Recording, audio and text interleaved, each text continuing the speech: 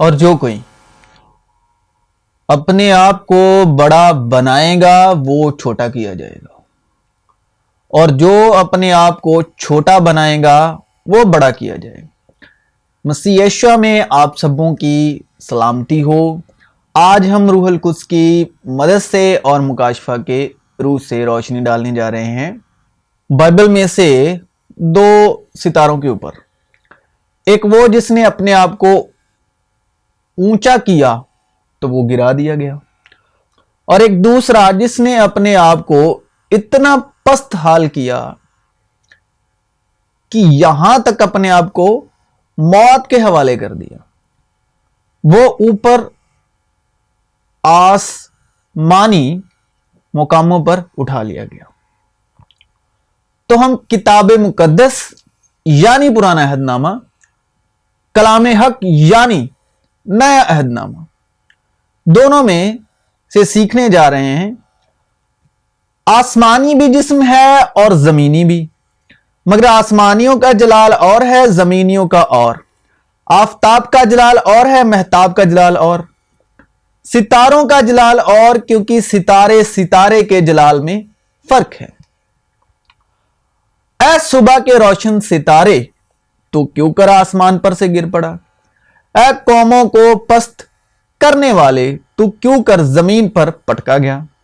तू तो अपने दिल में कहता था, मैं आसमान पर चढ़ जाऊंगा, मैं अपने तख्त को खुदा के सितारों से भी ऊंचा करूंगा, और मैं शिमाली अतरफ में जमात के पहाड़ पर बैठूंगा।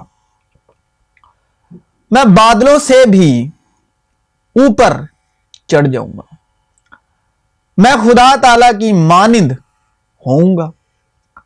लेकिन तू पताल में गड़े की तह में उतारा जाएगा, और जिनकी नजर तुझ पर पड़ेगी तुझे गौर से देखकर कहेंगे, क्या ये वही शख्स है जिसने जमीन को लर्जाया और ममलूकातों को हिला दिया, जिसने जहान को वीरान किया और उसकी बस्तियां उजाड़ दी, जिसने अपने असीरों को आजाद ना किया कि घर की तरफ जाएं। कौमों के तमाम बादशाह सब के सब अपने अपने मस्कन में शौकत के साथ आराम करते हैं, लेकिन तू अपनी गौर से बाहर निकम्मी शाख की मानिंद निकाल फेंका गया। तो जबूर भी है सुबह के रोशन सितारे के बारे में, और हमारे पास नबियों का वो कलाम है जो ज्यादा मुतब्बर ठहरा, और तुम अच्छा करते हो जो ये समझकर उस पर गौर करते हो कि वो एक चिराग है जो अंधेरी जगह में रोशनी बख्शता है जब तक पौ ना फटे। और सुबह का सितारा, ये यीशु मसीह को एड्रेस किया गया है नए अहदनामे में। तुम्हारे दिलों में ना चमके, तो लिखा है कि तुम्हारे मन की आंखें रोशन हो। जब सुबह के सितारे मिलकर गाते थे, ये पुराने अहदनामे का सितारा है, और खुदा के सब बेटे खुशी से ललकारते थे। एक इंटरव्यू में आशा भोसले जी ने, और आशा भोसले जी के द्वारा से इस बात पर रोशनी डाली गई है, जो बीच में मैं ये वो वीडियो जरूर चलाऊंगा, आप सुन लेना, जो आप सब वीडियो में खुद सुन सकते हैं। उनको श्राप है, तुम्हारा काम है तुमको कि हम वो लोग हैं जो भगवान के दरबार में गंधर्व होते हैं, उनको श्राप देता है ईश्वर और उनको ज़मीन पे भेज देता है।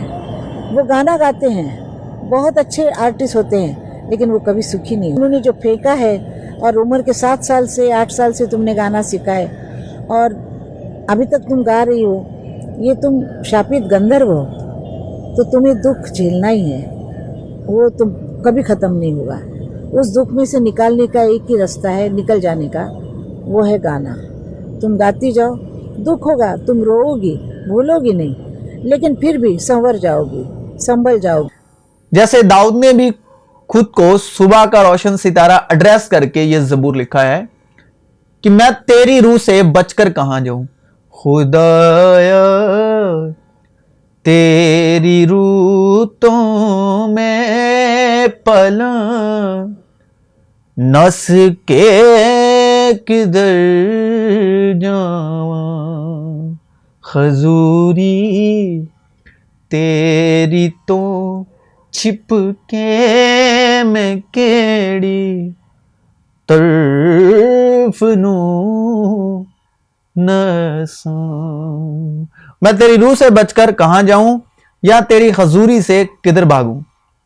अगर आसमान पर चढ़ जाऊं तो तू वहां है, अगर मैं पाताल में बिस्तर बछाऊं तो देख तू वहां भी है, अगर मैं सुबह के पर लगाकर समुंदर की इंतहा में जा बसूं तो वहां भी तेरा हाथ मेरी रहनुमाई करेगा। हाथ और तेरा दाहिना हाथ यानी यीशु मसीह मुझे संभालेगा। मसीह यीशु। अब हम बात करने जा रहे हैं आसमानी सितारे की। जब यीशु हेरोदेस बादशाह के जमाने में यहूदिया के बैतलहम में पैदा हुआ, देखो कि जमाने भी हेरोदेस के नाम पर लिखे हुए हैं। कैसे शख्स पैदा हुए जमीन पर, इस जमाने को हेरोदेस बादशाह के साथ एड्रेस किया जा रहा है। तो यहूदिया के बैतलहम में पैदा हुआ तो देखो कई मयूसी पूर्व से यरूशलेम में यह कहते हुए आए कि यहूदियों का बादशाह जो पैदा हुआ है वो कहां है, क्योंकि पूरब में उसका सितारा देखकर हम उसे सिजदा करने आए हैं। यीशु मसीह का मुकाशफा जो उसे खुदा की तरफ से इसलिए हुआ कि अपने बंदों को वो बातें दिखाए जिनका जल्द होना जरूर है। और हमारे पास नबियों का वो कलाम है जो ज्यादा मुतब्बर ठहरा, और तुम अच्छा करते हो जो ये समझकर उस पर गौर करते हो कि वो एक चिराग है जो अंधेरी जगह में रोशनी बख्शता है, जब तक पौ ना फटे और सुबह का सितारा तुम्हारे दिलों में ना चमके। और ये यीशु मसीह को एड्रेस किया जा रहा है नए अहदनामे में। मुझे यीशु ने अपना फरिश्ता इसलिए भेजा कि कलीसियाओं के बारे में तुम्हारे आगे इन बातों की गवाही दे। मैं दाऊद की असलो नस्ल और सुबह का चमकता हुआ सितारा हूं। जो गालिब आए और जो मेरे कामों के मुआफिक आखिर तक अमल करे, मैं उसे कौमों पर इख्तियार दूंगा और वो लोहे के असास से उन पर हुकूमत करेगा। जिस तरह की कुम्हार के बर्तन चकनाचूर हो जाते हैं, चुनाची मैंने भी ऐसा इख्तियार अपने बाप से पाया है, और मैं उसे सुबह का सितारा दूंगा। जिसके कान हो वो सुने कि रूह कलीसियाओं से क्या कहती है। जब रोज जमीन पर आदमी बहुत बढ़ने लगे, ये पुराने अहदनामे का सितारा, और उनके बेटियां पैदा हुई तो खुदा के ये बेटों ने आदमी की बेटियों को देखा कि वो खूबसूरत हैं, और जिनको उन्होंने चुना उनसे बिहा कर लिया। तब खुदावंद ने कहा कि मेरी रूह इंसान के साथ हमेशा मुजाहमत ना करती रहेगी, क्योंकि वो भी तो बशर है, तो भी उसकी उम्र 120 बरस की होगी। उन दिनों में जमीन पर जबर थे, और बाद में जब खुदा के बेटे आदमी की बेटियों के पास गए तो उनके लिए उनसे औलाद हुई। यही कादिम जमाने के सूरमा हैं जो बड़े नामवर हुए हैं। यह पुराने अहदनामे के खुदा के बेटे, लेकिन नए अहदनामे के बेटे हैं इसलिए कि जितने खुदा की रूह की हिदायत से चलते हैं वही खुदा के बेटे हैं। अब खुदा की रूह है सिर्फ और सिर्फ मसीह यीशु, क्योंकि उन्होंने कहा कि खुदा की रूह मुझ पर है, और जितने मसीह यीशु के कलाम की हिदायत से चलते हैं वही खुदा के बेटे हैं।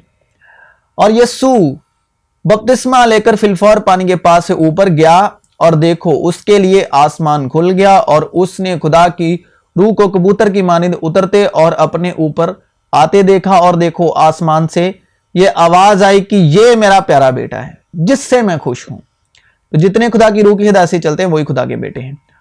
और बादल में से एक आवाज आई कि ये मेरा बरगुजीदा बेटा है, इसकी सुनो। अब आजमाइश के वक्त इब्लीस ने क्या कहा? उस वक्त रूह यस्सु को जंगल में ले गई ताकि इब्लीस से आजमाया जाए और 40 दिन और 40 रात फक्का करके आखिर को उसे भूख लगी और आजमाने वाले ने पास आकर उससे कहा कि अगर तू खुदा का बेटा है तो फरमा कि ये पत्थर रोटियां बन जाएं। उसने जवाब में कहा, लिखा है कि आदमी सिर्फ रोटी ही से जीता ना रहेगा बल्कि हर बात से जो खुदा के मुंह से निकलती है। तब इब्लीस उसे इब्लीस कहां लेके गया? मुकद्दस शहर में ले गया और हैकल के कंगूरे पर खड़ा करके उससे कहा कि अगर तू खुदा का बेटा है तो अपने ताई नीचे गिरा दे, क्योंकि लिखा है कि वो तेरी बाबत अपने फरिश्तों को हुक्म देगा और वो तुझे हाथ पर उठा लेंगे, ऐसा ना हो कि तेरे पांव को पत्थर की ठेस लगे। यस्सु ने उससे कहा, यह भी लिखा है कि तू खुदावंद अपने खुदा की आजमाइश ना कर। फिर इब्लीस उसे एक बहुत ऊंचे पहाड़ पर ले गया और दुनिया की सारी बादशाहतें और उनकी शान शौकत उसे दिखाई और उससे कहा कि अगर तू झुककर मुझे सिजदा करे तो ये सब कुछ तुझे दे दूंगा। यीशु ने उससे कहा, ऐ शैतान दूर हो, क्योंकि लिखा है कि तू खुदावंद अपने खुदा को सिजदा कर और सिर्फ उसी की इबादत कर। तब इब्लीस उसके पास से चला गया और देखो फरिश्ते आकर उसकी खिदमत करने लगे। अब सबसे पहले आपको ये विश्वास से रूहुल कुद्स की हिदायत से पता होना चाहिए कि आप खुदा के सिर्फ बेटे हैं, जैसे पुराने अहदनामे के बेटे हैं, या आप यीशु मसीह के फजल से उसके प्यारे बेटे हैं। ये आपको अपने अंदर ये इमेज पता होनी चाहिए, क्योंकि यीशु मसीह को रूहुल कुद्स की हिदायत से यह पक्के तौर पर पता था कि खुदा ने उनको प्यारा बेटा कहा है, वो बेटा नहीं कहा। तो इब्लीस ने यीशु से क्या कहा? अगर तू खुदा का बेटा है। वो यीशु को यानी खुदा के प्यारे बेटे को जिससे बाप खुश है, उनका शुमार किन की गिनती में कर रहा है? किन बेटों की गिनती में कर रहा है? जो खुदा के प्यारे नहीं, जिनसे खुदा खुश नहीं और जिनसे पिता खुश है ही नहीं और जो पिता का प्यारा बेटा नहीं। वो ऐसे ही काम करता जो यशुआ को इब्लीस ने करने को कहे। अब जो यीशु मसीह का प्यारा बेटा नहीं, जिसको यहां रूहुल कुद्स की हिदायत नहीं कि तुम खुदा के प्यारे बेटे हो, क्योंकि तुम्हारा शुमार जो है वो यीशु मसीह की रूहुल कुद्स में और यीशु मसीह के खून में हुआ है। और जो इस बात से वाकिफ नहीं, तो जो इब्लीस ने यीशु मसीह से कहा, वो अपना शुमार उन बेटों में कराता जो खुदा बाप की आजमाइश लेते हैं। जैसे कि इब्लीस ने कहा कि अगर तो खुदा का बेटा है तो ये कर। तो अगर उसको रूहुल कुद्स की हिदायत से ये नहीं पता कि वो प्यारा बेटा है, तो वो ये जरूर करेगा। अब इब्लीस किसी के जरिए आप में ये थॉट डाल सकता है, आपके मन में, आपके इर्दा गिर्द कैसे भी, लेकिन आपको सिर्फ ये याद रखना है रूहुल कुद्स के वसीले, जो रूहुल कुद्स बख्शा ही इसलिए गया है कि हम खुदा के प्यारे बेटे हैं और हमारा शुमार जो है खुदा के प्यारे बेटे में हुआ है, सिर्फ बेटे में नहीं। उस बेटे में नहीं जिससे खुदा खुश नहीं और जो ना खुदा का प्यारा है। अजीजों, हर एक रूह का यकीन ना करो, बल्कि रूह को आजमाओ कि वो खुदा की तरफ से हैं या नहीं, क्योंकि बहुत से झूठे नबी दुनिया में निकल खड़े हुए हैं। हर एक अपने ही अहवाल पर नहीं, बल्कि हर एक दूसरों के अहवाल पर भी नजर रखे। वैसा ही मिजाज रखो जैसा मसीह यीशु का भी था। उसने अगरचे खुदा की सूरत पर था तो खुदा के बराबर होने को कब्जे में रखने की चीज ना समझा, लेकिन एक था जो खुदा से भी अपने आप को ऊपर लेके जाना चाहता था, उसकी चाहत थी, उसने ठान लिया था। मगर यीशु मसीह ने खुदा की सूरत पर होने पर भी खुद को पस्तहाल किया, बल्कि अपने आप को खाली कर दिया और खादिम की सूरत इख्तियार की और इंसानों के मुशाबी हो गया और इंसानी शक्ल में जाहिर होकर अपने आप को पस्त कर दिया और यहां तक फरमानबरदार रहा कि मौत, बल्कि सलीबी मौत गवारा की। इसी वास्ते खुदा ने भी उसे बहुत सरबुलंद किया और उसे वो नाम बख्शा जो सब नामों से आला है, ताकि यस्सु के नाम पर हर एक घुटना टिके, खवा आसमानियों का हो, खवा जमीनियों का, खवा उनका जो जमीन के नीचे हैं, और खुदा बाप के जलाल के लिए हर एक जबान इकरार करे यीशु मसीह खुदावन है। तो ये आज का टॉपिक था, दो सितारे। एक वो सितारा जिसने खुदा बाप से भी ऊपर जाने की चाहत रखी, लेकिन एक वो सितारा है प्यारा बेटा जिसने खुदा की सूरत पर होते हुए भी अपने आप को पस्त हाल किया, यहां तक कि मौत कबूल कर ली। तो सितारे सितारे के जलाल में फर्क है। अब जितने भी काबिल हैं, जैसे भी हैं, खुदा की कुदरत आप पर बहुत ज्यादा ही कुवत हासिल है, खुदा की कुदरत, लेकिन अपने आप को पस्त हाल करें मसीह यीशु की तरह और इंसानों के सुपुर्द करके जिए। तो मसीह यीशु में आप सबों की सलामती हो।